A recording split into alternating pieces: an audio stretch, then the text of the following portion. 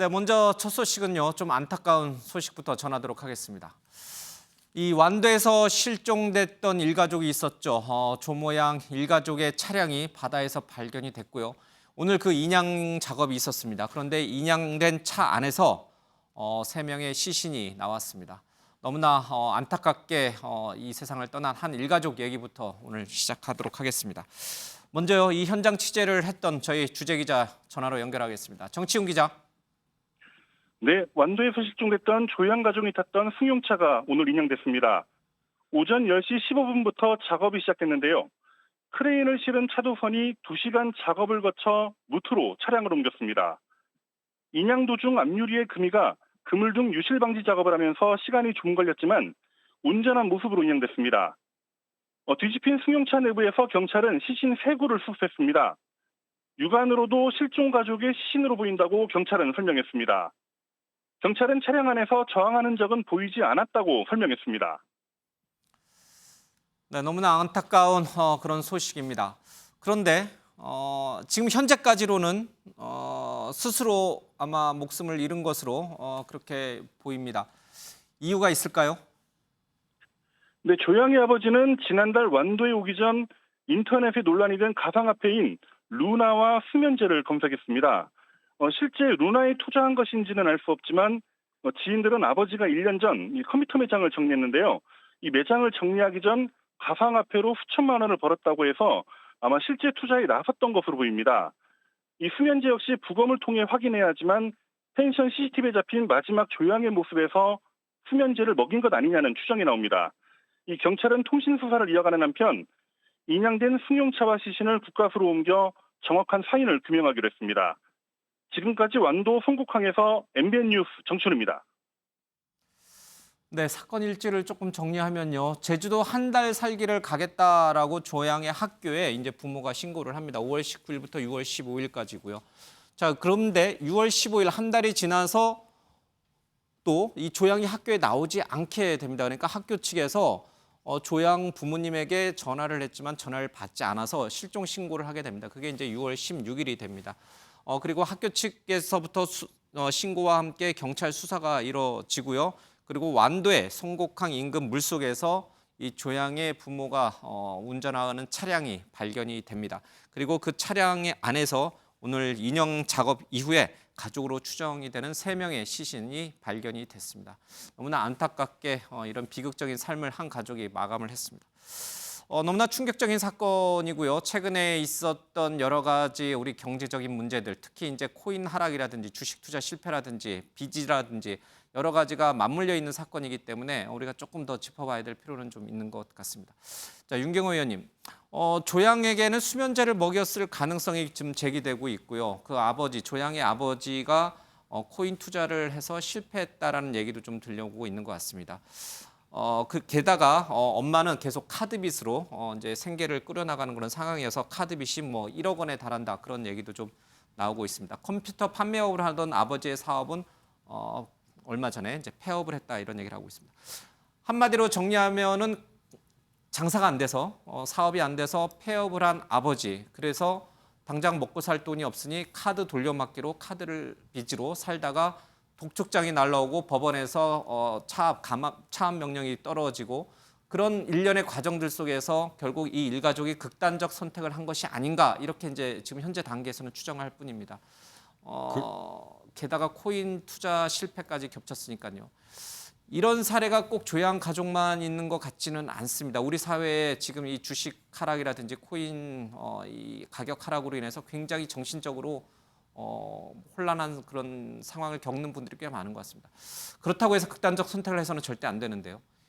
안타까운 가족의 어찌됐든 불행인데 제 주위에서는 왜 이렇게 언론에서 이걸 과도하게 다루느냐 이런 문제 제기를 한 분도 있어요. 그러니까 이런 시기에 비슷한 뭐 가족 단위의 실종이라든지 아니면 초등학생의 실종 사고는 비슷한 게 있을 수 있는데 왜 이 사건만 유독 언론에서 많이 다뤄지느냐 이런 문제 제기예요. 약간 황색 저널리즘을 비판하는 거군요. 뭐 꼭 황색 저널리즘이라고 얘기를 할 수 있을지 모르겠습니다만 어떻게 보면 다른 뉴스가 없으니까 그렇겠죠라고 저는 뭐 얘기합니다. 예. 그러나 그 이면에는 지금 앵커가 여러 가지 지적을 했지만 단순히 컴퓨터 판매 대리점이라는 경제적인 활동의 실패 그런 것 때문에 가족 단위의 극단적인 선택을 했다. 이런 거라면 다른 집안에서도 비슷한 어려움이 있을 수 있다. 예.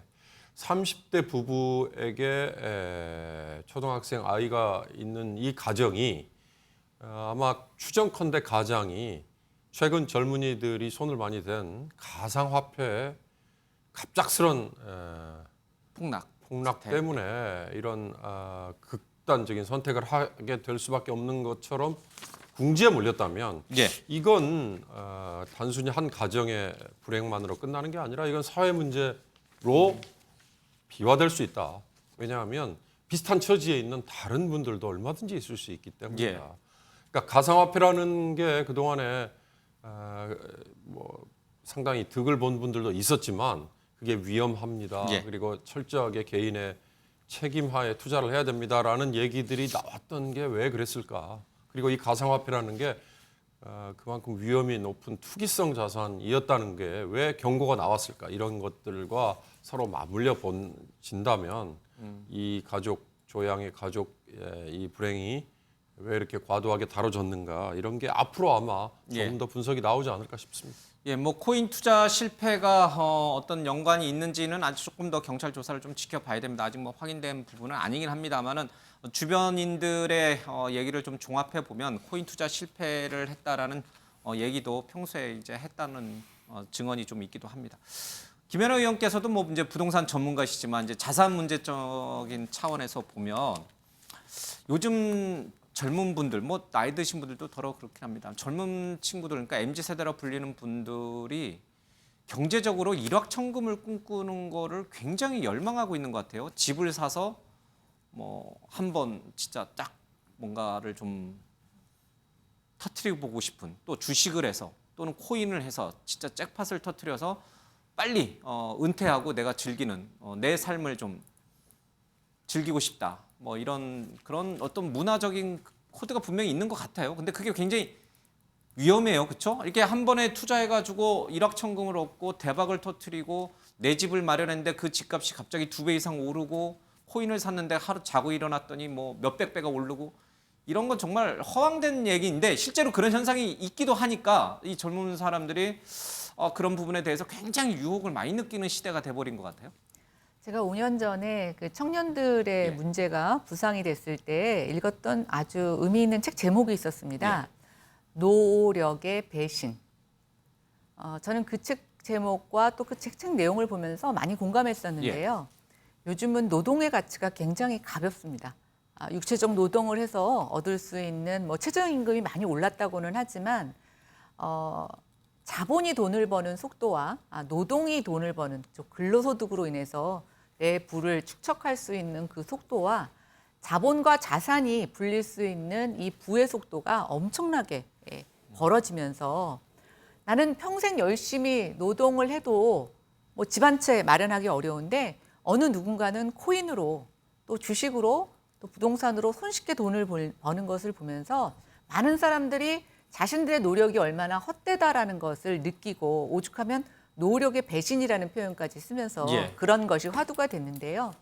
아마 이번 사건도 여러 가지 경제적인 어려움이 겹치면서 특히 최근 3년 동안 코로나는 자영업자들에게 굉장히 피치 못할 뭐 발버둥 쳐도 벗어날 수 없는 여러 가지 경제적인 어려움을 가중해 왔고 이제 코로나가 잠시 벗어나면서 숨통을 트이려고는 하지만 고물가, 고금리 때문에 다시는 회복에 여러 가지 어려움이 있습니다. 아마 그 가운데 경제가 어려워지는데 코인 투자에 대한 유혹이 좀 있었을 것 같고요.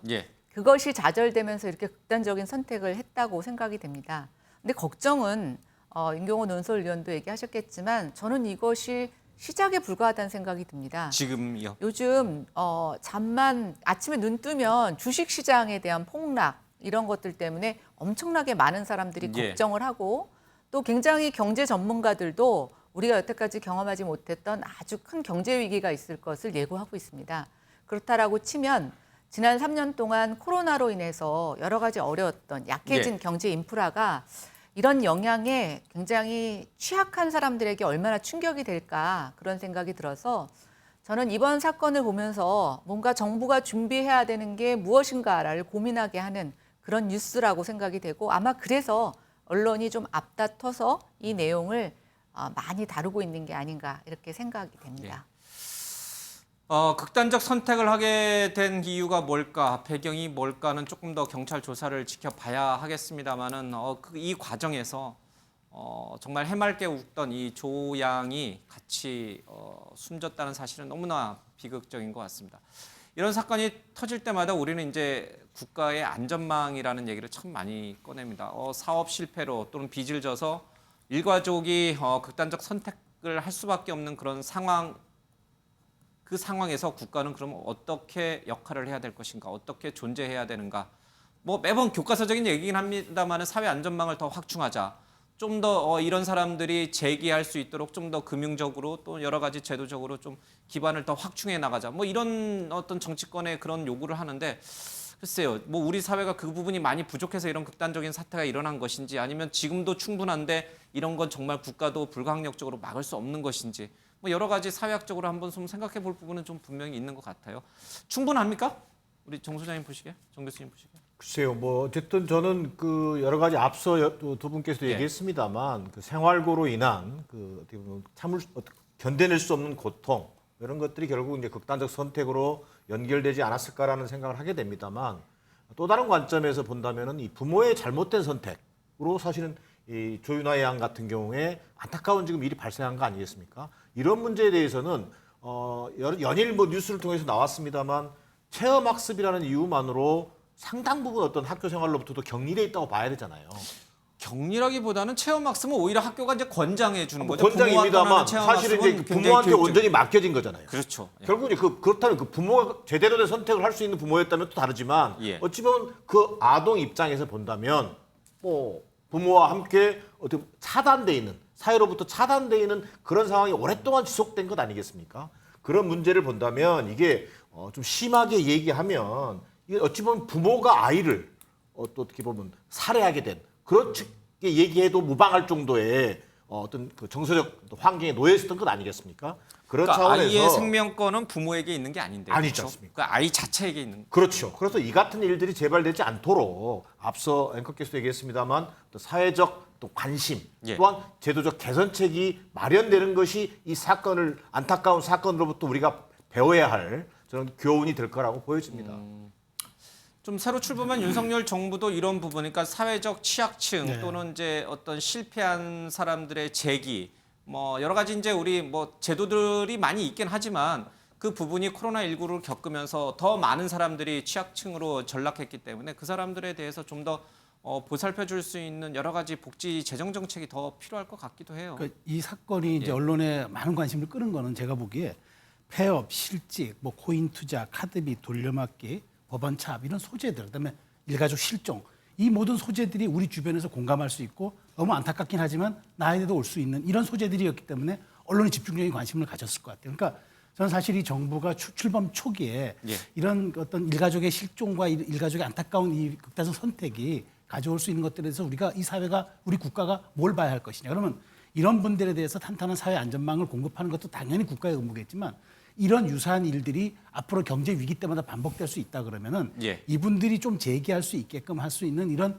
제도적인 시스템을 이거는 정부가 입법부와 협력을 해가지고 이걸 좀 만들어야죠. 그리고 교육부가 이런 점에 대해서 뭐 좀 전에 정인환 교수님 말씀하신 것처럼 이런 어떤 이 체험학습 같은 것들이 정말로 제대로 이루어지고 있는지 사후 확인도 하고 또 철저하게 점검도 해가지고 이런 일들에 대해서 상호 연관성이 우리 사회 앞으로의 좀 안전망 확충으로 이루어지는 그런 계기를 좀 삼을 수 있게끔 정말 뼈아프지만 한번 들여다봐야 될 것 같습니다. 그래서 저는 이게 윤석열 정부 초기에 어찌 보면은 경제가 더 어려워질 수 있고 앞으로 우리 사회가 신삼고에 따라서 더 추락할 수 있는 이런 상황이라 그러면은 여기에 대한 안전망 확충을 우리가 다시 한번 점검하고 그다음에 이분들이 그나마 한 번쯤 제기할 수 있는 발판을 마련해주는 이른바 뭐 히든 챔피언 같은 건 뭐 중견기업이 하는 거지만 그런 어떤 소상공인들에 대한 기회부여 예. 이런 것들도 한번 우리가 정말 진지하게 들여다봐야 될 것 같아요. 그러니까요.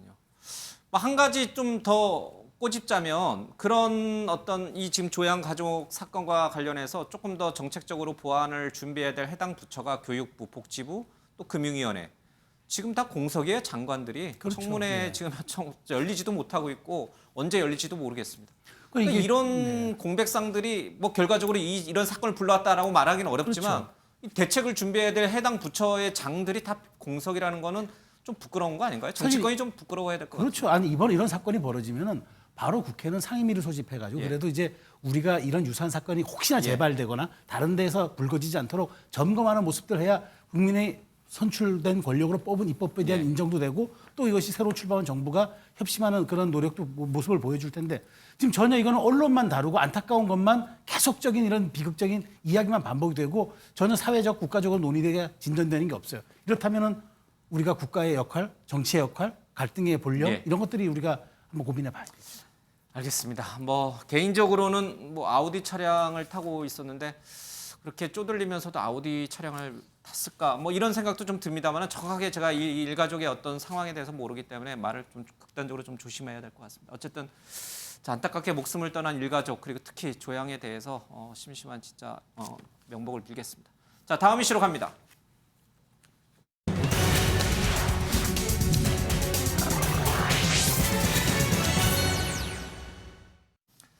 네, 윤석열 대통령의 나토 방문 일정입니다. 이제 스페인 국왕의 공식 초청이 좀 있었고요. 그 자리에 김건희 여사와 함께 좀 갔습니다. 자, 이 나토 사무총장을 만났느냐 못 만났느냐, 김건희 여사가 이 왕비와 동갑이냐 아니냐, 뭐 이런 여러 가지 이제 에피소드들이 오늘 계속 나오고 있고요. 우리 시각으로 잠시 뒤에 한 8시에서 9시 사이에는 한미일 정상회담이 열릴 예정입니다. 한일 정상 간의 회담은 없는 것인데 잠깐 만나기는 했다고 합니다. 자, 윤석열 대통령의 첫 해외 방문 일정들 조금 세세하게 짚어보도록 하겠습니다. 관련 영상 보겠습니다.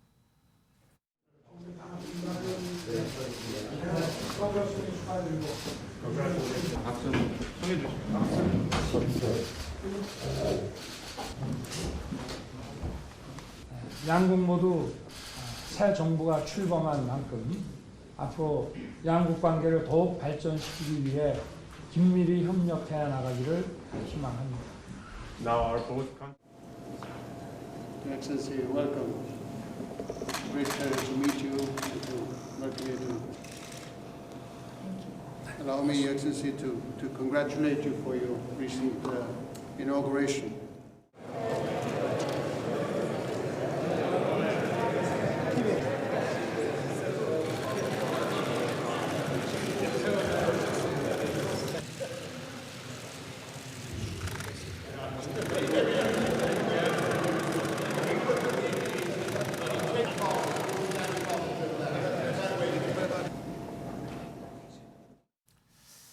네, 윤석열 대통령의 나토 일정들을 좀 봤습니다. 나토를 방문한 핵심적인 이유는 뭐 유럽 정상들과 이 긴밀한 이 동맹 관계를 더 확인하는 것도 있겠습니다만은 북핵 문제와 관련해서 국제사회의 공조를 더 확고히 하겠다는 목적이 더 강합니다. 서로 미국이라든지 아니면은 유럽 국가들이 우리 한국의 대통령을 초청한 이유는 또 러시아 견제라고 하는 또 중국 견제라고 하는 여러 가지 포석이 있겠습니다만은 뭐 우리 정부의 대통령이 이 자리에 간 것은 북한 문제가 가장 큰데 이 북한 문제와 관련해서 북한이 강한 반발 입장을 내놨습니다. 먼저요, 김태호 우리 국가안보실 1차장 얘기 좀 듣고 이 문제 짚어보겠습니다. 자유와 평화는 국제사회의 연대에 의해서만 보장된다는 것을 강조할 것입니다. 아울러 북핵 문제에 있어서 나토 동맹국들이 한국을 일관되게 지지해온 것을 평가하고 앞으로 북한의 비핵화를 도모하는 데 있어 나토 동맹국과 파트너국 지도자들의 지속적인 협력을 당부할 예정입니다. 자, 윤경호 의원님, 지금 이 바이든 미 대통령이라든지 아니면 유럽 국가들이 나토와는 전혀는 아니겠습니다만 굉장히 조금 거리두기를 하고 있는 우리 한국의 대통령을 초청한 것은 중국과 러시아 견제라고 하는 큰 국제적 흐름 속에 한국의 도움이 좀 필요했던 거겠죠. 그러나 우리가 덜썩 이런 의도에 휘말리면 괜히 중국하고 러시아와의 우리와 관계는 또 대단히 복잡해지는 거니까. 그러니까 이 유럽 국가들 나토가 원하는 것과 또 우리가 원하는 것은 서로 다르니까요. 정말 아주 정밀한, 아주 정교한 외교가 지금 필요한 자리에 우리 윤 대통령이 가 계신 거예요. 자, 어떤 전략을 좀 써야 될까요? 취임 후 첫 해외 순방이고 예. 그게 하필 다자 외교 무대에 서는 거고 그러니까 사실 의미는 있습니다. 예. 그리고 나토라는 곳이 회원국이 30개거든요. 거기에 이번에 아시아 태평양의 4개 나라를 업저버로 불렀어요.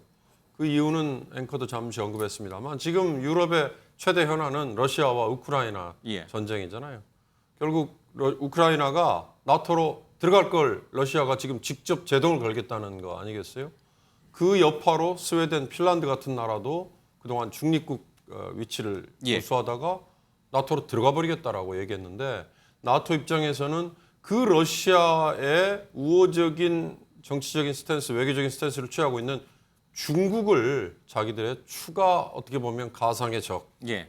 뭐 경쟁 관계, 뭐 그래서 중국의 도전이라는 표현 뭐 저희 다루겠습니다만 그런 식으로 설정을 했단 말이죠. 그래서 아시아 태평양의 4개 나라를 부른 건데 우리가 그러면 거기에 가면서 중국과 완전히 그러면 대척점에 서는 입장을 취하고 미국이나 유럽 또는 나토와 같은 서방 국가들의 밀착해버리는 걸로 그러니까 all와 nothing에 하나만 선택하고 나머지는 다 버려버리는 그런 외교를 취하는 거냐.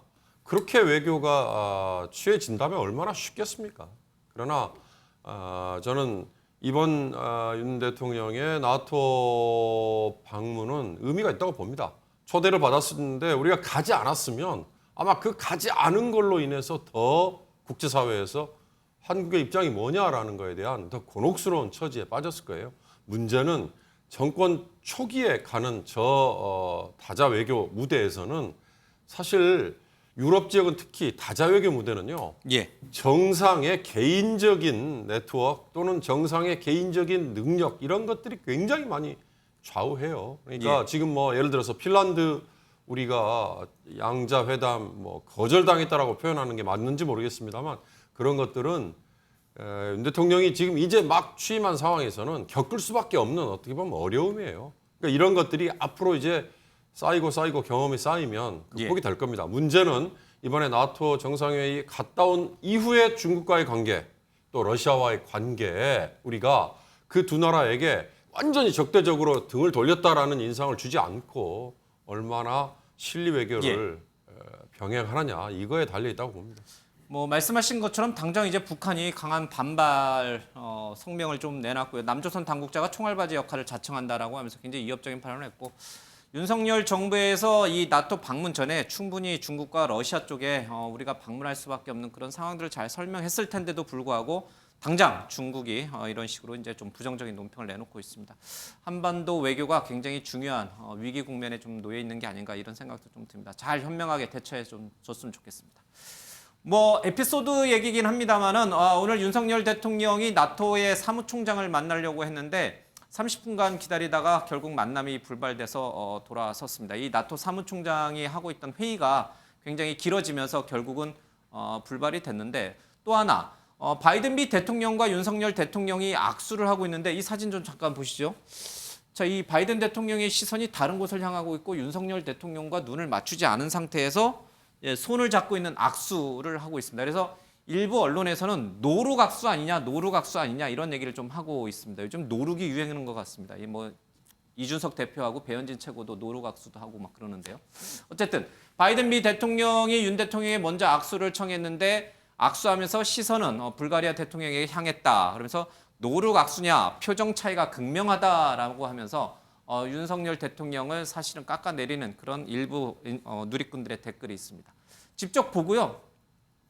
이거 좀 봤으니까 제가 논평을 좀 듣겠습니다. 누구부터 들어가야 될지 잘 모르겠습니다. 먼저 김연아 의원님. 지금 뭐 이것만 놓고 뭐 표정도 그렇고 노룩 악수도 그렇고 윤석열 대통령이 바이든 대통령에게는 별로 이렇게 중요한 그런 VIP가 아니었다. 이렇게 일부 누리꾼들이 평가하는데 그런 평가가 타당한가요? 근데 이게 지금 뭐 윤석열 대통령과 바이든 대통령이 둘이 만나는 자리가 아니라 굉장히 각국의 정상들이 모이는 자리이고 또 저 자리에는 이제 입장을 하면서 서로 눈 마주치고 인사하는 건데요. 저도 저 순간만큼은 그렇게 윤석열 대통령이 존중을 받았다고 생각하지는 않습니다. 뭐 그렇게 읽히네요. 표정이나 어떤 상황이. 근데 저희도 이제 저런 데 가보면 눈은 이 사람하고 마주쳤는데 악수할 사람이 옆에 있어서 먼저 악수는 하면서 눈이 딴 데 갈 때도 있습니다. 예. 뭐 저는 그게 딱히 뭐 누구를 무시해서 그렇다라기보다는 어차피 나토에서 저희는 초청받아간 관계국이고 사실은 저의 중심에는 좀 다른 국가들이 먼저 있는 거고요. 바이든 대통령은 사실은 지금 뭐 불가리아 대통령을 먼저 보고 걸어가던 중에 윤석열 대통령을 만났을 거라고 생각이 되고 예. 뭐 그렇게 이해할 수 있는 일이 아닐까라는 생각이 듭니다. 그러니까 네. 크게 의미 부여를 할 필요는 네. 없는 그런 일이죠. 그런데 저 자리에서 윤석열 대통령이 유일하게 구면인 사람은 바이든 대통령 한 분이세요. 그렇죠? 얼마 전에 이제 우리 방한을 해서 윤석열 대통령과 정상회담도 했으니까요. 그래서 윤석열 대통령 입장에서 보면 다 낯선 정상들이고 유독 한 분만 이제 두 번째 만날 구면인 대통령이 바로 바이든 대통령인데 바이든 대통령이 자신을 보고 좀 환하게 웃으면서 포옹이라도 좀 해줬으면 더 좋았을 텐데 하는 아쉬움은 분명히 있긴 있어요. 아쉬움이 크지요. 저 윤석열 대통령의 예. 좀 멋스근 표정을 좀 보시면 머쓱 아니라니까요. 뭐 어떤 표정인가요? 저게? 그냥 불가리아 대통령을 보는 거예요. 그래 해석을 머쓱이라고 우리 아니, 정기남 저는 교수님께서 노룩 악순이 하시는 아니냐의 예. 문제보다는 예. 사실 해프닝으로 보여진단 말이에요. 예. 왜? 정치인들이라든가 외교 행사에 있어서 또 여러 또 외국의 정상들이 같이 모이는 자리잖아요. 또 바이든 대통령이 가장 늦게 입장하는 예. 상황이란 말이에요. 그 속에서 윤석열 대통령에게 악수를 먼저 건넨 것 자체는 나름대로 또 의미 있는 거잖아요. 예. 친근감을 보여준 거니까. 예. 그러나 정말 좀 애정 있게 다정하게 정말 포옹이라도 했더라면 아쉬움이 큰 거지 않습니까? 예. 그걸 가지고 여러 이제 온라인상에서 노룩 악수 아니냐, 뭐 표정 차이 갖고 극명하게 얘기를 하는 건데 저는 어찌 됐든 외교 공간에 있어서 우리 그 뭐랄까 대통령의 어떤 역할 저는 좀 더 당당해야 한다고 생각합니다. 그런 면에서 안 당당해 보여요? 아니 저는 지금 저 대통령의 표정이 아니라 그것을 다시 한번 국가 어떤 정상들 간의 외교에 있어서 당당함을 잃지 않는 것 그것이 대단히 중요하다라고 하는 것을 우리가 받아들이면 되는 것이지 저걸 노룩이냐 아니냐 이렇게 문제를 끌고 갈 일은 아니다라는 게 제 판단입니다. 네, 좋은 논평이었던 것 같습니다. 너무 이렇게 뭐 크게 의미 부여할 필요는 없는 것 같습니다. 자, 그러면요 이 이 방문장 같이 이 나토 공식 방문 일정을 수행하고 있는 김건희 여사 얘기로 조금 넘어가겠습니다. 다음 이슈로 갑니다.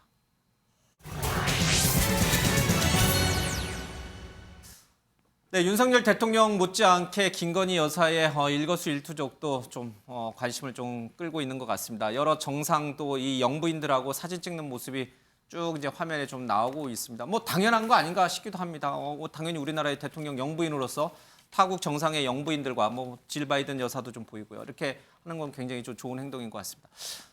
주 스페인에 이 한국문화원을 방문하기도 했어요. 이제 독자 일정으로. 그래서 이제 뭐 피카소 얘기도 좀 하면서 굉장히 K 한류, K 패션에 대해서, K 뷰티에 대해서 많은 얘기를 했는데 뭐 조용히 내조만 하겠다라고 했던 과거의 기자회견은 이제 무력화된 것 같죠? 그러니까 조용한 내조라고 하는 것이 사실은 저는 처음서부터 그게 좀 어울리지 않은 단어였다고 생각합니다. 왜 어울리지 않은 단어를 그때 하신 시대에 겁니까? 맞지 않았던 거. 왜냐하면 그때 뭐 대선이 진행 중이었던 예. 상황이었기 때문에 당시로서 충분히 할 수 있는 이야기였지만 자 요즘 시대가 영부인의 어떤 강점과 개성이 있으면 그것을 최대한 활용해서 예. 그것을 국가에 도움이 되고 대통령의 정상에게 도움되는 바람을 활용할 생각을 해야지 예. 무조건 조용한 내조라는 그런 프레임 틀에 갇혀가지고 할 일도 못하게 된다면 예. 그게 거꾸로 웹도도 꼬리가 몸통을 흔드는 격 아니겠습니까? 그렇기 때문에 저는 처음서부터 이제 김건희 여사께서는 활동하셔야 합니다. 다만 어떤 방향성과 어떤 목적성을 가지고 뚜렷하게 우리나라와 예. 윤석열 대통령의 국정 운영의 동력으로 내가 순기능으로 작용할 것이냐 이런 점들을 뚜렷하게 방향성을 갖고 가시면 될 문제 같고 지금 뭐 이렇게 그 동갑내기 예. 스페인 국왕 부인과 이런 얘기들이 지금 물론 이제 가시거리로 나오고 있습니다만은 예. 만일 지금 이번에 가서 스페인 문화원에 갔을 때 뭐 안토니오 가우디 얘기도 하면서 스페인 그러니까 피카소와 가우디를 배출한 나라에서 예. 우리 한국이 이렇게 대접받고 있다는 건 너무나 영광스럽다. 사실 사전에 좀 공부도 하고 준비돼서 간 거거든요. 예. 그럼 그렇다면 이런 것들이 대통령은 정상회견을 하지만 대통령의 부인은 이렇게 이른바 소프트 파워, 문화 이런 외교 이런 쪽으로 굉장히 공을 들여야 하는 거거든요. 그런 점에서 저는 김건희 여사 이번에 스페인 마드리드 데뷔가 앞으로 이제 그런 영부인 활동이라든가 그런 정상외교에 밑받침이 되고 또 사례가 될 것 같아서 좀 갔다 오시면 대통령실이 좀 면밀하게 분석을 해가지고 앞으로 어떤 방향성과 목적성을 가지고 예. 캠페인을 진행할 것인가 이거 한번 고민해 봤으면 좋겠습니다. 예.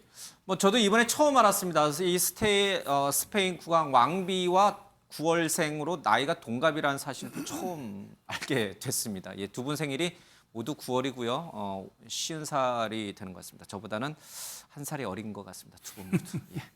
자, 그러면 김건희 여사 영상으로 좀 보겠습니다.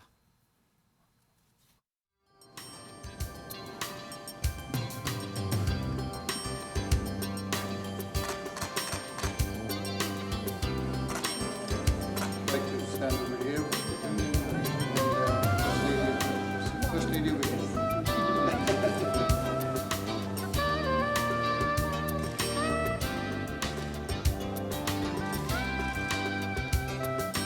Allow me to see.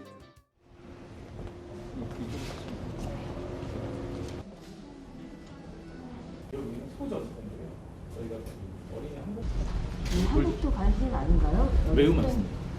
특히 어린이 한국. 여기는 지금 한국 사람에 대한 관심이 굉장히 많아지죠, 점점. 예. 너무 잘 만들었어요. 예. 스페인은 이 벨라스케스의 고향이자 우리가 이 현대미술 창시자 중에 하나인 피카소의 아주 본국으로 아주 전 세계적으로 유명합니다. 스페인 안에서 지금 현재 K 컬처가 또는 K 문화가 또 K 이제 요리가 굉장히 이제 활성화되고 있는데요. 그래서 여기 계신 분들이 얼마만큼 더 우리 한국을 더 홍보하고 알리는데 얼마나 그 자부심을 가져둘지를 제가 잘 느낄 수가 있겠어요. 노력을 많이 해주시면 감사하겠습니다. 한 가지 좋은 것은 김건희 여사가 그 스페인 국왕 부처와 이렇게 만나는데 멋있더라고요. 그래서 제가 늘 주장한 게 영부인의 패션은 국격이다 했는데 여러 면에서 그 사진상으로 볼 때 김건희 여사가 아주 멋있더라 하는 것도 저는 말씀드립니다. 예, 뭐 저희가 보기에도 아주 뭐 다른 영부인들에 비해서 뭐 여러 가지 패션이라든지 여러 가지 행보 자체가 뭐 절대 떨어지는 건 아닌 것 같습니다.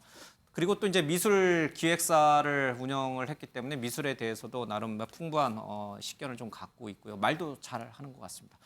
자, 그렇다면 이런 김건희 여사의 공식 행보에 대해서 우리 국민은 어떻게 생각할까? 일부 여론조사가 오늘 하나 나와서 좀 잠깐 소개하겠습니다. 의외로 잘못한다고 보는 부정응답이 잘한다고 보는 응답보다는 좀 높았습니다. 그래서 왜 이럴까? 이것도 이제 선거에서 나타났던 진영 논리 때문에 이렇게 계속 부정응답이 높은 것인가 이런 생각도 좀 들겠습니다. 김연아 의원님, 이거 어떻게 해석을 해야 돼요? 지금 뭐 대통령으로 취임한 이후에 영부인으로 취임한 이후에 뭐 딱히 잘못한 건 없는 것 같아요. 과거 전직 대통령들 뭐 영부인들 다 찾아뵙고요. 그리고 지금 해외 순방 같이 동행을 했고요. 그리고 그렇게 튀는 행동 그렇게 많이 보인 것도 없고요. 근데 왜 부정 의견이 여전히 많을까? 활동을 축소해야 한다는 응답이 더 높아요. 그렇죠? 이제 확대해야 된다는 응답보다 왜 이런 부정 평가, 부정 의견이 왜 더 많을까?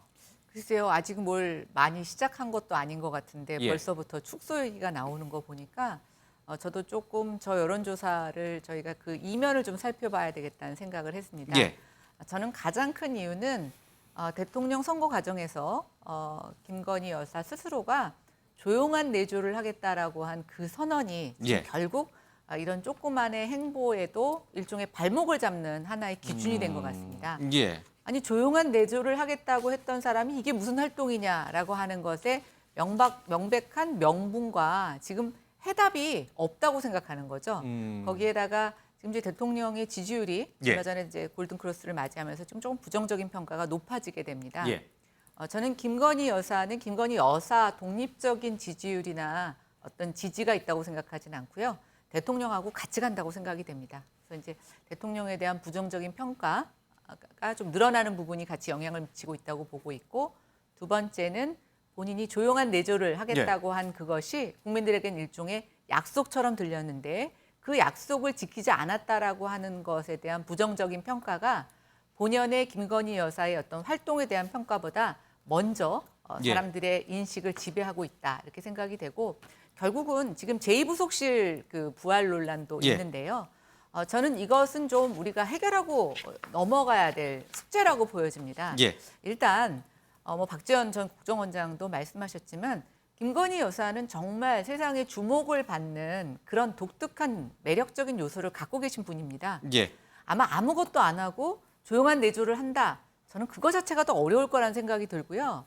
오히려 그런 공약보다는 본인이 정의하는 새로운 소프트 내조라든가 뭔가 새로운 캐치프레이즈를 거시고 내조를 공식적인 지원을 받으면서 하시는 게 훨씬 더 도움이 된다고 생각이 되고 예. 만약에 그렇게 된다면 그러면서 지금과 같은 활동을 이어가신다면 저는 국민들의 평가는 조금 달라질 거라고 생각합니다. 예.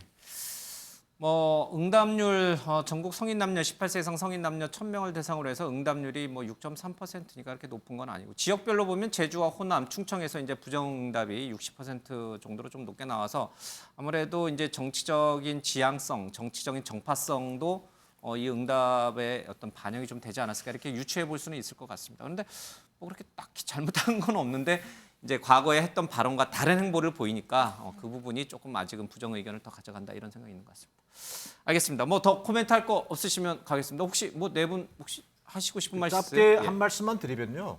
김연아 의원께서 잘 얘기해 주셨는데 저는 첫 번째 가장 중요한 것은 지금의 국민 여론이 여러 가지 정치적 지향대로 예. 반영돼서 아마 저런 부정적인 여론이 좀 나올 수도 있습니다만 저는 우선 당장 대통령실과 김건희 여사 측에서 예. 진지하게 이 여론을 좀 받아들이는 자세가 가장 중요하다고 생각합니다. 예. 첫 번째는 앞서 나왔던 것처럼 대선 당시에 허위 경영 논란이라든지 뭐 주가 조작 논란이라든지 혐의 논란 예. 이런 것들이 제기됐을 때 사과 기자회견까지 했던 것 아니겠습니까? 조용한 내조를 약속했었잖아요. 근데 그것이 어느덧 아무런 계기 없이 그냥 은근슬쩍 기정사실화하는 행보, 심지어는 광폭 행보라는 평가까지 받고 예. 있단 말이에요. 그런 부분에 대한 분명한 어떤 설명과 해명이 있어야 된다는 것과 두 번째는 자 이후에 대한 불안감입니다. 자 공적인 시스템에 의해서 대통령 부인 배우자의 어떤 김건희 여사가 예. 공적 시스템에서 정확하게 관리되고 그것이 또 체계적으로 시스템에 의해서 움직이는 것이 아니라 여전히 그런 부분들이 비어 있다라고 하는 점에서 앞으로 개선될 여지가 얼마나 있는지에 대한 불안감도 저는 이번 여론조사에 충분히 반영되어 있다고 봐야 될 것 같습니다. 예. 앞서 이제 대통령의 지지율과도 아마 김건희 여사의 그런 행동과 관련된 의견, 여론은 아마 연동돼 있을 것이다. 이제 이런 말씀을 주셨는데 대통령 지지율을 잠깐 볼까요? RNC 조사인데 뭐 다른 여론조사도 마찬가지입니다. 이 데드크로스라고 해서 부정응답이 긍정응답을 이제 추월하는 상태가 좀 계속 이어지고 있는 것 같습니다. 뭐 윤 대통령의 이런 부정응답이 높아지고 있는 것 관련해서는 여러 이제 여론조사 기관에서 이유를 좀 들이대고 있습니다. 뭐 검찰 편중 인사 얘기도 좀 나오고 있고요. 뭐 여러 가지 세계를 강타하고 있는 인플레이션, 고물가 뭐 그런 것들도 우리 경제에 영향을 주고 있으니까 그 부분도 좀 있는 것 같고 뭐 잦은 정책적 혼선, 예 앞에 이제 도어 스태핑을 하면서 본인들이 내세웠던 정책과는 좀 다른 얘기들이 대통령 입에서 나오니까 그런 혼란상들도 좀 반영이 되는 것 같습니다. 네 분에게 짧게 좀 듣고 가도록 하겠습니다. 윤 대통령의 이 부정응답에 더 높아지고 있는 것을 청와대는 청와대래 자꾸 저도 입이 익어서 대통령실은 심각하게 받아들여야 된다. 그래서 국정 운영의 방향을 좀 더 섬세하게 바꿔야 된다라고 생각하시면 그렇지 않다. 아직은 이제 대국민적으로 윤석열 정부의 어떤 큰 기조에 대해서 아직 국민의 이해가 조금은 떨어지고 있기 때문에 조금 더 현대제대로 이렇게 밀고 나가는 것이 더 필요하다 싶으시면 X를 하겠습니다. 바꿔야 한다. O 아니다. 이대로 그냥 꿋꿋하게 계속 간다. 이건 X. X가 좀 이상하긴 한데 어쨌든 예 바꿔야 한다 아니다 다 바꿔야 한다라고 드셨네요. 깜짝 놀랐네. 알겠습니다. 그거 좀 꽂아주시고요. 그 앞에 한 분씩 좀 듣겠습니다. 윤경호 우리 위원부터 좀 짧게 듣겠습니다. 예. 그냥 내가 밀어붙이겠다. 그냥 꽂아주십시오. 따라와달라. 지금 윤 대통령은 취임한 지 한 달이 되지 않은 시점인데 지금 50일 지났지 않습니까? 50일 되는 거예요? 예. 그렇습니다. 두 달이 지나지 않은 시점인데 예. 그런데 벌써 이렇게 부정평가가 긍정평가를 넘어버렸다. 이거는 전직 다른 대통령들에 비하면 이를테면 뭐 박근혜 전 대통령, 이명박 전 대통령만 해도요. 초창기에 이 정도 시점이면 오히려 반대를 했던 분들도 처음이니까 흔히 말하는 하니문 피어리어드 이거 아니어도 충분히 넘어갔습니다. 그런데 지금 윤 대통령은 뭐냐? 너무 강하게 드라이브를 거는 거 이거 두 가지라고 저는 봅니다. 하나는 아까 앵커도 잠시 언급했습니다만 검찰 출신으로 뭐 거의 다 안 친 거 아니야라고 얘기할 정도로 인식을 줬던 이 인사는 정말 제가 보기엔 잘못된 거다. 또 하나는 국회가 이렇게 열리고 있지 않은 게 단순히 다수를 쥐고 있는 민주당의 반대 때문이라고만 얘기하는데 오히려 지금은 정권 초기이기 때문에 집권 여당이 힘이 있습니다.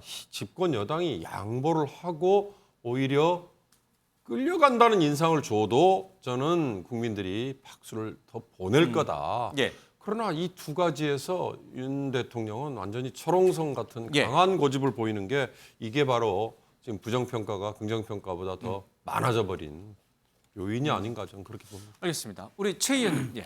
저는 이제 왜 저는 이제 바꿔야 한다고 했냐면은 물론 국민들이 윤석열 정부에 대한 이해도가 떨어질 수도 있어요. 그래서 예. 좀 더 남은 시간이 지나다 보면 다시 한번 그 반등할 수 있는 기회가 있다고 보는데 저는 왜 바꿔야 한다고 얘기하냐면 취임 후 100일이 가장 중요합니다. 대통령은. 예. 왜냐하면 취임 후에는 바로 우리가 흔히 얘기하는 국민의 기대라는 게 있잖아요. 그 발판 삼아서 윤석열 정부가 그 추진할 수 있는 의제 정책 이슈들에 집중할 수가 있는 정말 아주 황금 타임 중에 황금 타임인데 저는 이걸 놓치고 있다는 게 안타깝다는 겁니다. 그러니까 예. 취임 100일 이내에 우리가 가장 집중해야 할 정책 이슈 이런 것들을 가지고 국민들을 설득하고 이걸 연착륙을 시켜야 되는데 이 좋은 시간을 놓치고 있다는 게 안타까워서 그렇다면은 조금의 패턴을 바꾸고 조금의 방향성을 노선을 수정하더라도 속도와 방향을 좀 조절하더라도 국민이 100일 안에 예. 국민이 인정할 수 있고 윤석열 정부를 신뢰할 수 있는 그런 지표만큼 나와야 된다. 대통령의 국정 동력은 국민의 지지율과 사랑만큼 나오는 거거든요. 정비례합니다. 그런 점을 좀 대통령실이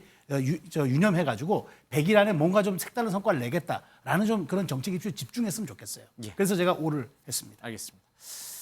나머지 두 분의 얘기도 뭐 크게 다른 지금 앞서 말씀하신 분들과 크게 다르지 않을 것 같습니다. 이 대동소이하니까 이 부분은 여기까지만 하고 넘어가도록 하겠습니다. 다음 OX 때 발언권 드리겠습니다. 다음 이슈로 갑니다.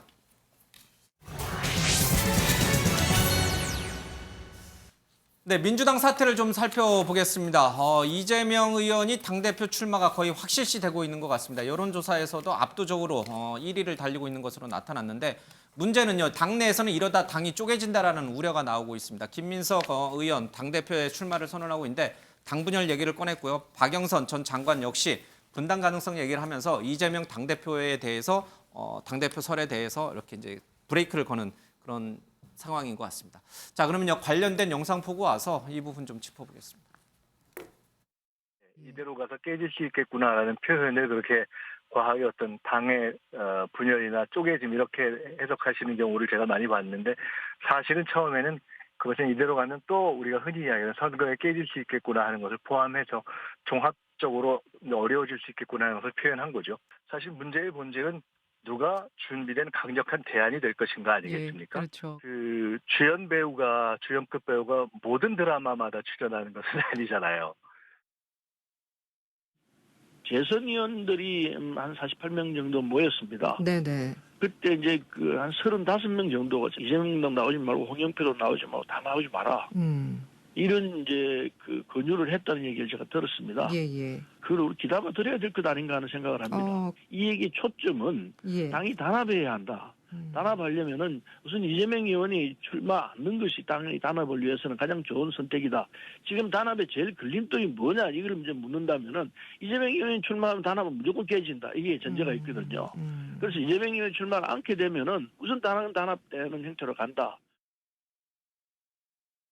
예, 그러면 제가 우리 네 분에게 또 OX를 여쭙겠습니다. 이재명 의원이 당대표에 출마해야 한다, O, 하지 말아야 된다, X 하겠습니다. 이것도 네 분이 서로 이렇게 방송 들어오기 전에 짰습니까? 제가 이 OX는 거의 지금 즉흥이어가지고 절대 사전에 유출될 수가 없는 건데 미리 짜여진 질문이 전혀 아니기 때문에 즉흥적으로 앵커가 던지는 질문인데 답이 똑같습니다. 아까는 전부 대통령이 바뀌어야 된다 이렇게 얘기를 하고 지금은 이재명 의원이 대표에 출마하면 안 된다 이렇게 얘기를 하는 것 같습니다. 의견들은 다들 비슷할 것 같으니까 아까 발언을 못하신 두 분에게 발언 기회를 좀 드리겠습니다. 먼저 우리 정기남 우리 교수께서는 어떻게? 윤석열 대통령이 국정 운영을 바꿔야 한다고 해서도 오랬잖아요. 예. 자, 지금 집권 여당은 집권 여당의 역할을 방기하고 있습니다. 마찬가지로 민주당은 또 170석의 거대 야당입니다. 제1야당이기도 하고요.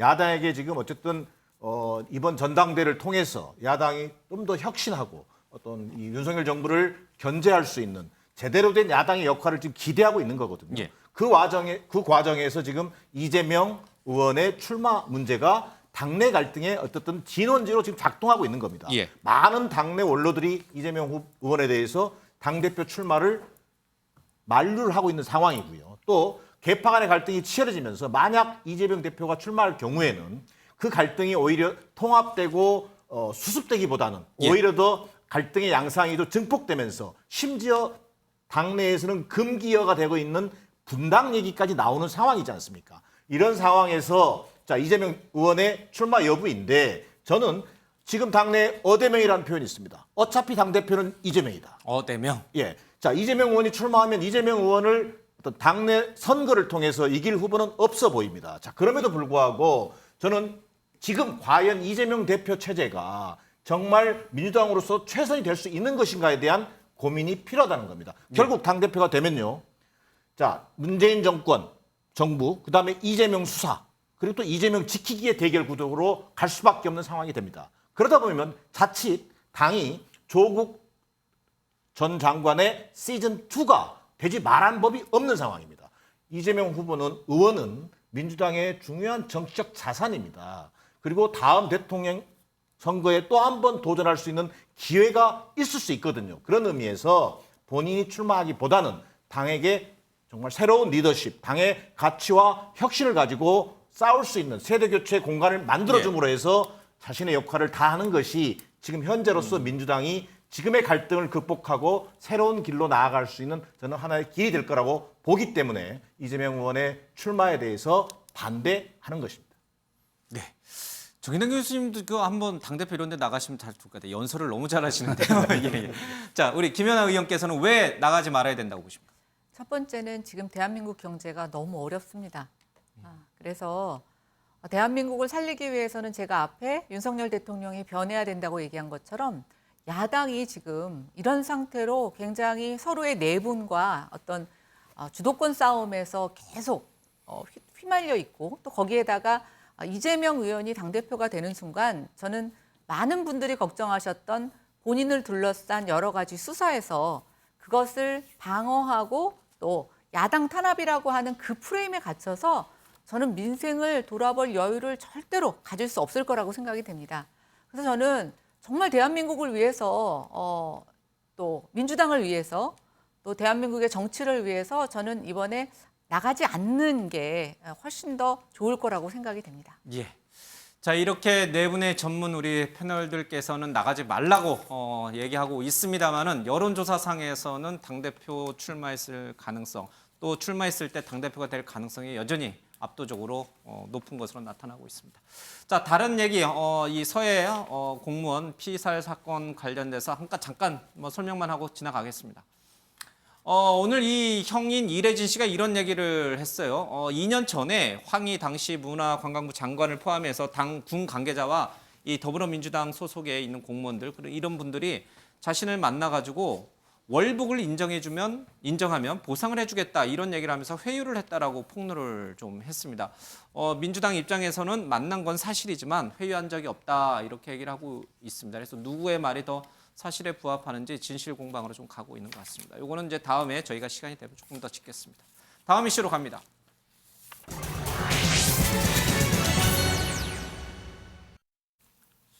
네, 이준석 당대표 얘기입니다. 어제도 저희가 계속 다뤘습니다만 이준석 대표가 이 전선을 계속 확장해 가고 있습니다. 그리고 그 확장된 전선 중에 하나가 바로 이 안철수 의원입니다. 자, 윤핵관은 아닌데도 불구하고 왜 이준석 대표는 안철수 의원에게 이렇게 전선을 확대해 가면서 날카로운 신경전을 벌이고 있을까? 그 내막을 좀 저희들이 들여다보도록 하겠습니다. 먼저 영상 듣겠습니다.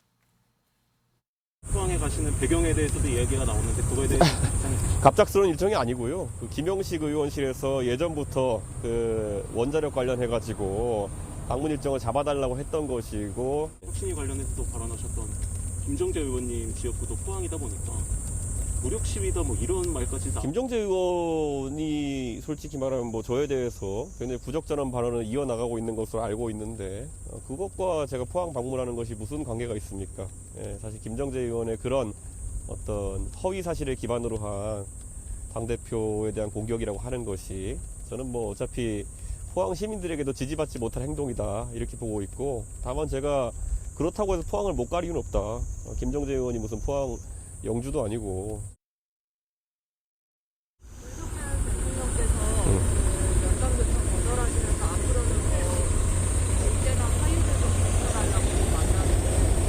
어제 그 보도에 대해서도 사실 누가 했는지도 확인되지 않는 발언이고 바로 대통령실에서 또 그것과 상반되는 입장이 또 나온 것으로 알고 있습니다. 근데 매번 이런 것들이 어떻게 익명 보도로 튀어나오고 그것을 또 대통령실에서도 또 반박하고 제가 거기에 대해서 입장을 밝혀야 되는 상황이 지방선거 이후에 이어지고 있습니다. 저는 이것이 우연한 상황 아닐 것이라 보고 누군가가 의도적으로 대통령실과 그리고 당 간에 불화를 일으키기 위해 가지고 계속 이런 익명 인터뷰를 하고 있다 이런 생각을 합니다.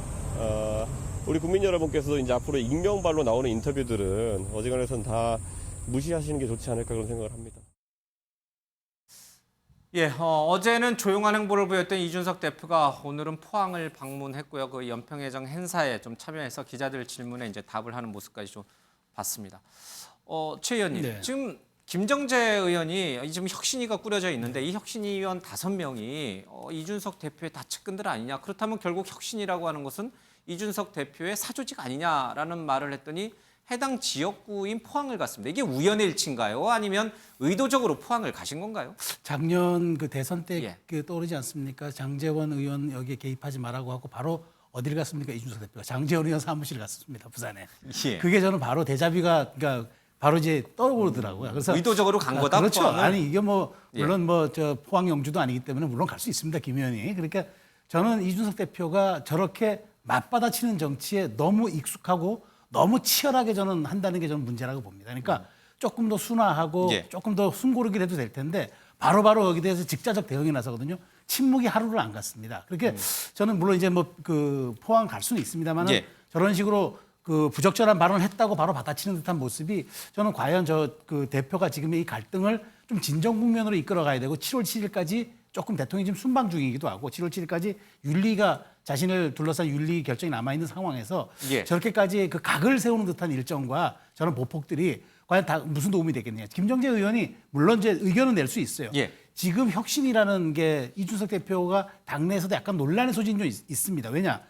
공천 문제를 건드린다고 하니까 사실 근데 공천 문제라는 게 다들 그 아주 공명정대하게 불편부당하게 이루어져야 된다고 얘기는 늘 하지만 항상 보면 이게 이제 그 언제나 양날의 칼이 돼서 돌아왔어요. 그러면 저는 이 문제를 굳이 조금 그 논의를 뒤로 하고 그냥 당의 혁신, 다른 쪽으로 외연을 넓히고 대중정당으로 좀 더 가보자 이렇게 가도 될 텐데 굳이 공천 문제를 건드리면서 당의 예민한 부분을 건드렸는데 지금 이 얘기가 나오면 조금 이제 수습하고 갈등을 진화하고 지금 윤석열 대통령 지지율도 데드크로스로 접어들었다는 상황에서 이 사실 이 당내 분열 상황도 일정 부분 역할을 한 거거든요. 우리가 정부 여당이라고 하지 않습니까? 그런 점들을 좀 감안한다면은 이준석 대표의 언행과 저렇게 직자적인 대응의 모습들이 너무 날카롭고 너무 치열해서 보는 사람들이 혹시나 시작은 굉장히 청년 같았는데 지금 또 기성세대화된 것 아닌가라는 또 의구심을 줄 수 있으니까 조금 조심했으면 좋겠다 생각합니다. 당내에서 이제 여러 걱정하고 또 우려하는 목소리가 나오고 있고 원희룡 국토부 장관도 당내 이런 갈등 상황에 대해서 좀 부끄럽다 이런 이제 얘기까지 좀 하고 있습니다.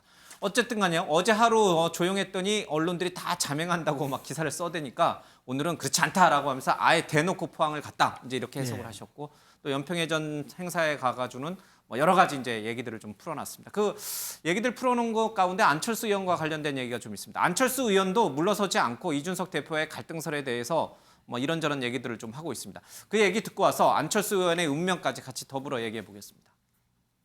제가 안철수 대표에 대해서 했던 발언은 사석에서의 발언이었고 안철수 대표가 그렇게 하면은 비읍시읒 되는 거지라는 발언을 했습니다. 그런데 거기서 저는 그것이 문제가 될 만한 발언이라고 생각하지 않고요. 우리 당에는 간만 보는 인사가 여럿 있다고 생각합니다. 그렇기 때문에 간만 보는 인사가 특정 인사를 지칭한 것은 아닙니다.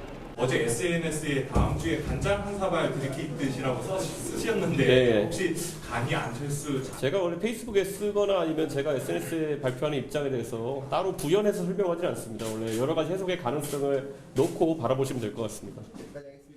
안철수 의원이 어제 이제 이준석 대표의 공격이 이해가 가지 않는다면서 2016년 총선에서 본인이 20% 이상 이긴 그게 후보가 됐을 수도 있다 이런 발언을 하셨는데 안철수 대표가 2016년에 살고 계신가 봅니다. 뭐 그런 거 평생 즐기십시오. 의원님 오늘 여기 오신 거에 대해서 이준석 대표가 좀 겨냥한 당장 행사라고 말해서 그거에 대해서 혹시 한 말씀? 무슨 말인지 저는 이해가 안 가네요. 뭐가 속이 타나 보죠. 혹시 뭐 간장에 대해서 따로도 하신 말씀 있으세요? 저는 무슨 뜻인지 모르겠어요. 한국말인데 무슨 뜻인지 모르겠네요. 뭐 속이 타나 보죠. 예, 두 사람은 사실은 글쎄요, 묘한 인연을 갖고 있습니다. 뭐 지금 상황만 놓고 보면 묘한 악연이라고 부르는 게 더 적절할지도 모르겠습니다. 2011년에 서울시장 다시 한번 돌려주세요. 2011년에 이제 정계에 입문했고요. 안철수 의원은 서울시장 후보로 입문을 했죠. 그리고 이준석 대표는 2012년에 이 박근혜 비대위원장, 박근혜 퀴즈로서 이제 정계에 입문을 하게 됩니다. 그리고 이제 노원에서도 또 이제 한번 붙게 되죠. 그리고 안철수 의원이 이기면서 이제 그때의 서운한 감정이 있지 않았나, 뭐 이런 얘기도 좀 나오고 있습니다. 한때는 같은 배를 타고 또 때로는 치열한 경쟁적 관계를 보여줬던 두 사람. 지금은 다시 극과 극으로 갈라져서 싸우는 모습을 좀 보이고 있는 것 같습니다. 다음 주에 간장 한 사발 할 듯하다라고 할 때 그 간은 간철수의 간을 말하는 걸로 이제 언론들은 해석하고 있습니다. 2016년에 선거 때 20%포인트 이상 자신한테 패배한 것이 상처가 된 것 같다라고 하면서 자극을 하자 안철수 대표는 아직도 과거에 살고 있나 보다, 평생 즐기십시오라고 하면서 특유의 이제 비꼬는 말투로 대응을 좀 했습니다. 자, 윤경호 의원님, 두 사람은 이제 정치 입문 시기도 좀 비슷하고요. 그리고 서로 경쟁 관계였기도 하고 또 때로는 한편이기도 했습니다. 이제 5월 동주라는 이제 고사성어도 좀 생각이 납니다만은 지금 안철수 대표가 여러 가지 이제 전선을 확대해가는 중에 안철수 의원이 있습니다. 정말 윤핵관은 안철수 대표를, 이준석 대표를 대표직에서 끌어내리고 그 자리에, 당대표 자리에 안철수 의원을 앉히고 싶어 하는 걸까요? 그런 것 때문에 이준석 대표가 안철수 의원을 지금 주된 공격의 대상으로 삼았다? 그런다면 저는 좀 이해가 가요. 예. 근데 그런 징후를 제3자인 저희는 잘 못 읽겠어요. 이를테면 윤핵관이 이준석 대표를 밀어내고 다시 옹립할 다른 대표 후보로 안철수를 생각하고 있느냐. 그거에 대해서 저는 좀 갸웃해요. 아, 그래요? 예. 그런 점에서 도대체 지금 집권 여당 내에 이준석 대표와 안철수 새로 의원이 된 과거의 국민의당의 대선 후보, 그리고 이번 대선에 나름대로 공동정부를 만드는데 크게 기여했다고 그래서 지분이 꽤 있는 이 둘이 왜 싸우는 거죠? 전 그게 굉장히 지금은 꼭 국민의힘의 당원이나 국민의힘의 지지자 아니어도 잘 이해가 되나? 예, 이런 생각이 좀 들어요.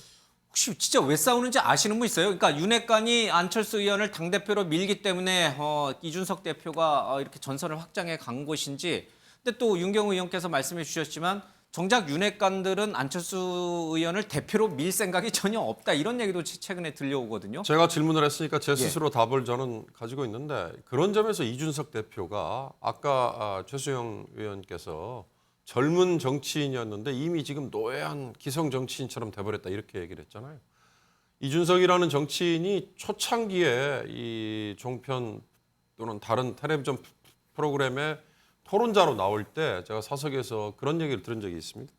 하버드에서 아마 이준석 대표가 더블 메이저를 했을 거예요. 경제학과 뭐 컴퓨터 관련된. 그런데 하버드에서 학부를 4년 다닐 때 배운 게 하나 있습니다라는 얘기를 했어요. 저는 어디 가서든지 토론을 하면 지지 않는 방법을 배웠습니다, 이렇게 얘기를 하더라고요. 전 그게 굉장히 기억에 남아 있었는데, 지금 이준석 대표가, 정치인 이준석이 하고 다니는 행동이 그거와 저는 굉장히 연결이 지어진다. 그러니까 지금 이준석 대표는 본인이 좀 궁지에 몰리거나 아니면 본인이 좀 공격을 당하면 누구든지 하나 주된 공격 대상을 항상 바꿔가면서 설정을 해서 거기에 언론의 주목이 가도록 그렇게 지금 끌어가는 것 같아요. 근데 중요한 건 그게 굉장히 생산적인 뭐 정책에 있어서의 어떤 이견이나 이런 거냐, 아니면 그저 논란거리가 일어나는 말싸움에 불과한 거냐. 제가 보기엔 지금 후자인 것 같아서 그래서 둘이 왜 싸우느냐를 제가 묻고 있는 거고, 이게 지금 얼마나 한심해 보일까라는 생각을 좀 했으면 좋겠다는 조언을 합니다. 자, 이렇게 당내에서는 점점 이 싸움의 대상, 전선이 확장되고 가고 있고요. 7월 7일 윤리위를 앞두고는 본인에게 굉장히 불리한 증언들이 계속 나오고 있는 것 같습니다. 오늘 이 성접대를 했다라고 하는 성접대 제공자인 김성진 씨 변호인 측에서 이런 얘기가 좀 나왔습니다. 당시에 접대 후에 박근혜 시계를 이 대표가 자신에게 줬다, 이런 얘기를 하고 있습니다. 그러니까 성접대가 사실이다라는 것을 굉장히 암시하고 있는 거죠. 박 시계 받은 적도 없고 거짓말을 해대며 장난친다, 1년 번호 확인해보자, 이런 얘기도 좀 하고 있습니다. 직접 들어보겠습니다. 시계 얘기는 제가 참 당황스러운 게, 제가 박근혜 대통령을 그 선거 이후에, 그러니까 그 선거라는 건 2012년 12월 19일 선거 이후에 따로 볼 일도 없었습니다. 그리고 제가 청와대에 들어간 일도 없습니다. 박근혜 정부 내내. 그리고 그렇기 때문에 제가 그 시계를 받은 일도 또는 구매할 일도 없었습니다. 그럼 저에게서 누가 어떤 시계를 받았다고 하는 것인지도 의문이고, 저도 듣기로는 대통령의 그런 증정 시계라고 하는 것들은 청와대에서 누구한테 줬는지 다 관리한다고 하는데, 저한테 준 바도 없을 것이고 제가 누구한테 준 걸 제가 전달받은 바도 없을 것이고, 이건 너무나도 간단히 체크가 될 만한 일인데 왜 이런 쉽게 검증 가능한 황당한 주장이 나오는지 참 이해가 가지 않습니다. 여러 가지 돌아가는 정황 모르겠습니다. 윤리위가 이제 최종적으로 판단해 봐야 되고 경찰 조사도 좀 확인을 좀 해봐야 되겠습니다만, 결과를 지켜봐야겠습니다만, 불리한 정황으로 계속 가고 있는 것 같습니다. 자, 이렇게 되면은 이준석 대표의 운명은 어떻게 되는 것인가, 그리고 당의 운명은 또 어떻게 되는 것인가, 굉장히 좀 불안해하는 당내 관계자들이 좀 많이 있는 것 같습니다. 이쯤에서 이준석 대표가 당대표에서 물러나고 그리고 좀 자숙을 해야 되는 것이 최선의 방법인가, 그걸 정말 우리 윤핵관이라 불리는 분들은 원하고 있는 것인가, 당원들은 원하고 있는 것인가, 어떻게 해야 돼요? 이 대표는 처신을 어떻게 해야 돼요? 저는 이준석 대표를 왜 당원들이 당대표로 뽑았을까라는 것을 정말 그 초심으로 돌아가야 된다고 생각합니다. 누구든지 실수할 수 있고 잘못할 수 있는데 그것에 대한 대처 방안을 통해서 저는 사람들이 그 사람의 어떤 본성, 그런 것들에 대해서 다시 평가한다고 보여지는데요.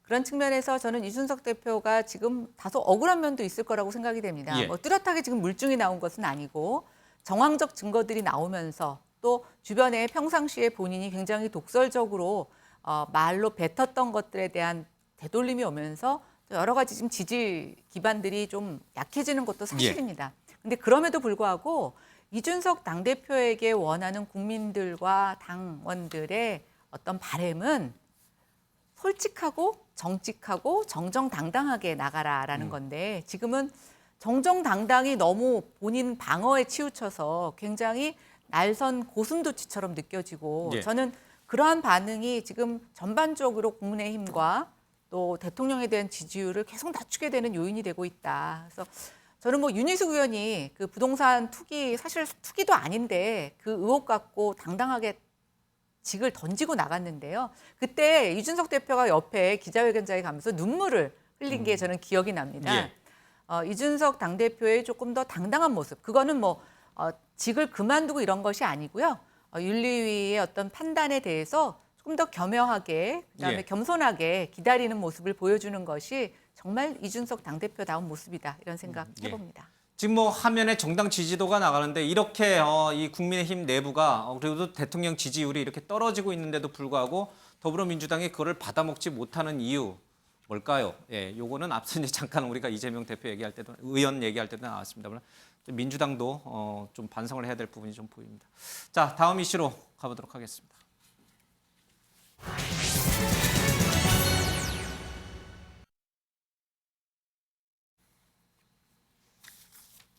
네, 한동훈 법무부 장관이 미국으로 갔습니다. 1등석이 아니라 비즈니스석을 타고 갔다고 합니다. 일거수일투족이 대통령 못지않게 관심을 끌고 있는데 직접 얘기 들어보겠습니다.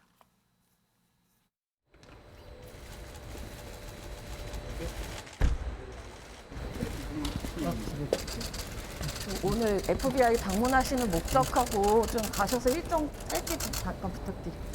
통상 협력을 구축하기 위한 출장이고요. 잘 다녀오겠습니다. 오늘 제가 공지했다시피 제가 따로 별도 여기서 인터뷰는 안 하기로 했었으니까 이 정도 하겠습니다. 그래도 첫 출장 소감 한 말씀만 더 부탁드려도 될까요? 가서 잘 하고 오겠습니다. 잘 지내십시오. 예. 감사합니다. 네, 뭐 비즈니스석을 타고 가는 거 좋은 것 같습니다. 이 검수완박 관련해서 헌법재판소에 권한쟁의 심판도 청구했고 우상호 이 비대위원장이 이제 취하라 이런 얘기도 좀 했습니다. 그런데 관심은요. 대통령이 가는 것도 아니고 총리가 가는 것도 아니고 법무부 장관이 미국의 FBI를 방문하는데 기자들이 공항까지 나가서 인터뷰를 할 정도란 말이에요. 이건 어떻게 이해를 해야 될지 모르겠습니다. 이미 대통령급이에요? 차기 대선 주자급인가요? 지금 현재 윤석열 정부와의 소통용으로 언급이 되고 있고 또 일부 여론조사에 패널 분들이 그러신 거 아니에요? 아니, 그렇진 않습니다. 이건 언론에서 이미 그렇게 이제 만들어가고 있는 것이고 또 실제 사실 소통용이라고 해도 과언이 아닐 만큼 무소불위의 권한을 행사하고 있는 건 사실이죠. 뉴스메이커가 되기 때문에 기자들이 저는 당연히 취재를 한다고 보고요. 저기 뭐 비즈니스가 아닌 일반 아니 1등석이 아닌 뭐 비즈니스를 타고 간다. 그래도 장관인데 이코노미 좋습니다. 좋은데 그런 어떤 소탈한 모습을 보이는 것은 저는 바람직해 보입니다. 자 그러나 이미 서울중앙지검 1, 2, 3부장 전부 다 윤석열 차단으로 전진 배치했습니다. 다 전 정부 수사, 그다음에 또 뭐 이재명 후보 수사 다 모든 것을 시작할 수 있는 사정의 속도가 굉장히 빨라질 걸로 보여져요. 자 그럼에도 불구하고 이번에 뭐 인사 문제 인사 운영 방식 보러 간다고 그러더라고요. 잘 다녀왔으면 하는데 좀 지켜보겠습니다. 잘 다녀오면 저희가 다시 한번 분석해 보겠습니다.